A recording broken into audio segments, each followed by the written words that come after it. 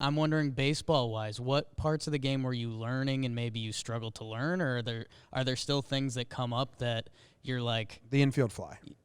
Have you conquered the infield fly yet? Yeah, there's a great book that I read by Zach Hampel. About, I think it's like Learning Baseball Smarter or something like that. It's called. Oh, that's cool.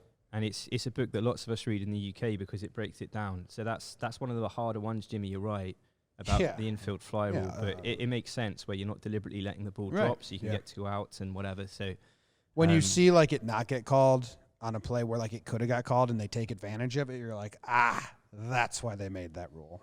Yeah. Drop third strike, was that a weird one for you? Yes, that one was very weird, and I still find that quite odd, actually. Do you know it was the 11th rule ever implemented in Major League Baseball back in like 1890 or whatever? We found that out like a month ago, and it blew our minds. That one was a weird one, but the other one was there's 2 that I found weird, was that you could foul off the first, foul off the second, but you can continually foul off on third. Yeah. Like, so it doesn't count as a strike on the third foul out. And I was like, why? He's out, right? Like, why is he still stood there? Yeah. And my dad was like, I don't know.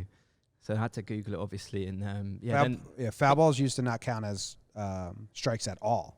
Ever. And then they were like early. And then they were like, the first 2 count. Like, we got to do something. Yeah, we got to speed this up a bit. And then, but if you bunt 2 strikes down, then that does count as an out. Yeah. Yeah, that's crazy. There's little like nuances like that. It's such a weird game. It's so different than majority of games. But that's what I love about it. Like you will go to the ballpark, like I did 148 times across the summer, and you will see something new pretty much every game, or you'll see at least something that at least I will have to kind of check, hang on, what's happened there? Yeah. And I waited all season. I was desperate to see a bunt double. Where they bunt and they get to beat the second shift. base. Yeah. Because I love bunts. Like, getting into baseball in Japan and Korea, this is an incredibly unpopular opinion in the USA. Where the analytics crew is not happy with this. This is crazy. Loves the pitching and the bunts. Yeah, like in Korea, they have for their All-Star game and stuff, and they have a bunt competition. Yeah. Where you've got to bunt the ball into these little circles. Mm-hmm. And I saw a bunt last series of the whole trip in Toronto. Went to Canada at the very end. The Blue Jays got a smashing little bunt double where it kind of blooped up into the air, and because of the shift, there was no one there. He was speeding round. I had my shirt off. I apologised on the day to the Blue Jay staff, and apologise again. Your white whale. Particularly to the bunt double. Yeah. We need to get a hashtag going. Sorry? We need to get like a bunt double, like hashtag. Bunt double, sell some merch. Yeah. Bunt double. I love a bunt double. That's you may be like one of the first people to say like, I love a bunt double. Yeah, I mean, there was that shift that Joey Gallo used to face with the Rangers. Yeah. I was always like screaming because I, grew up in Korea watching baseball. Shin-Soo Choo on the Rangers. All of the Rangers games are shown on Korean TV. All of Ryu's games. Yeah. All of Jung Ho Kang's games when he was with the Pirates before the horrendous drink driving offences or whatever. So, Joey Gallo, like he's a guy I really like watching because he's got that incredible power. And this most recent season, his on-base percentage has got so much better. Yep. And he's one, like going into 2020, I want to see, which Joey Gallo are we going to get going forward, the 2018 Gallo or the 2019 Gallo? And he's a guy that could definitely get a good bunt double against the shift for sure because he's got that power in his arm. Yeah. I want to ask about your actual like journey in the cities, but one more question about learning the game. We're talking about like gameplay shit and trying to master that.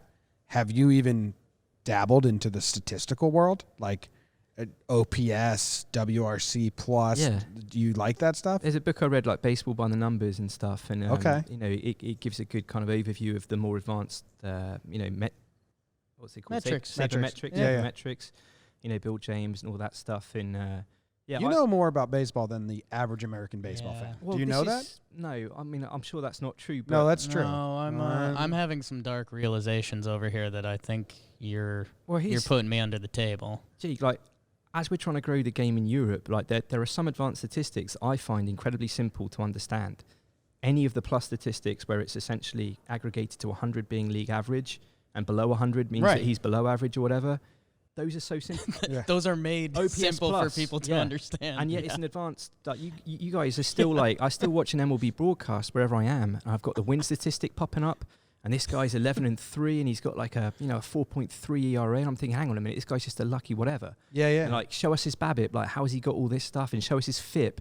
show us his XFIP, show us his Sierra. You know what I mean? Yeah. And instead they're giving out, you know, the wins as though it's some kind of like, it's 40% or whatever. Like the pitch is responsible for roughly 40% of that win statistic. Yeah. He's not hitting if he's in the AL, which like I'm a Royals fan, so like the pitches don't hit. So it's, I find like the way that MLB in a way kind of romanticizes, and it's important, like the nostalgia and the history and the tradition. I respect all of that. But going into the 21st century or 2020, like next season or whatever, with a new audience potentially in Europe, I would love to see more Mike Petriello StatCast broadcasts where they're breaking it down and they're kind of explaining these things, and you're getting like the hard hit ball data and all that stuff. So I think baseball, the exciting thing about Major League Baseball is that it's got a lot of different ways it can move forward if it chooses to, which I think will enhance interest in the sport.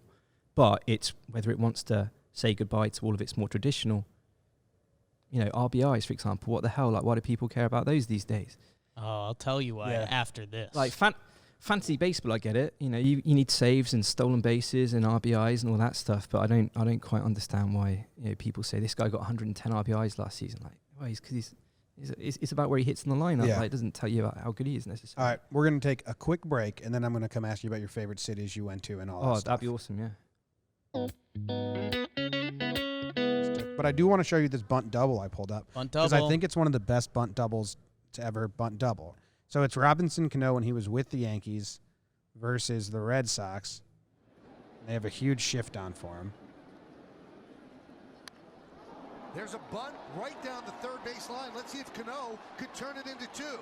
He's steaming towards second, and he just bunted himself into a double. Standing up as well. How do you like that? Yeah, I think, you know, it's about time. Probably coincidence that was against the Red Sox, Jimmy, I'm guessing, from the Yankees. Wow. Yeah. Well,